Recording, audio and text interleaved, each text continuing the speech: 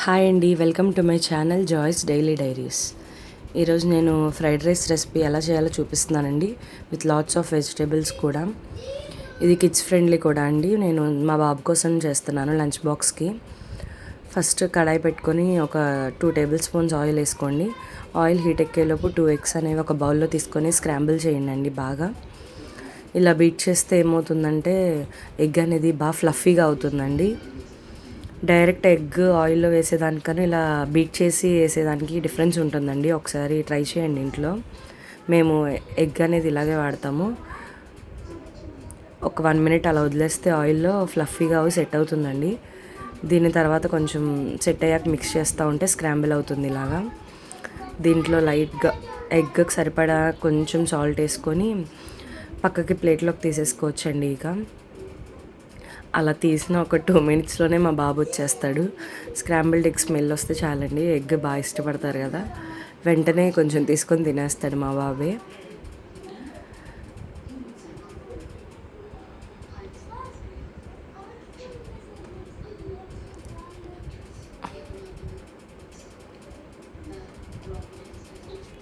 Egg మొత్తం నీట్గా ఒక ప్లేట్లోకి తీసేసుకోండి అండి. అదే కళాయిలో ఇంకో 3 టేబుల్ స్పూన్స్ ఆయిల్ వేసుకోండి.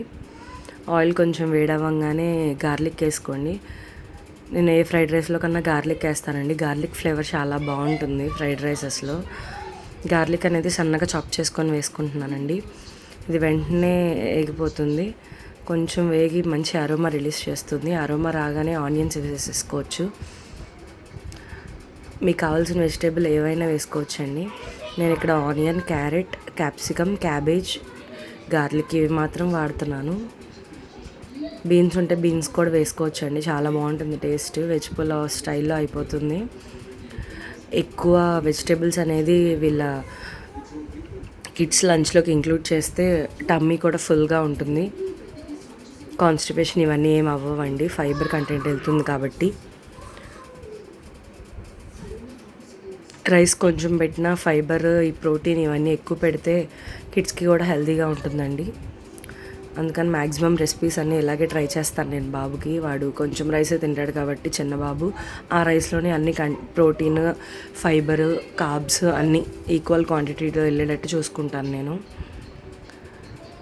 ఒకసారి మిక్స్ చేసి లైట్గా కొంచెం సాల్ట్ వేసి మళ్ళీ కొద్దిసేపు మూత పెట్టేయచ్చండి. ఈసారి ఇక క్యారెట్, క్యాప్సికమ్ మగ్గిపోతాయండి.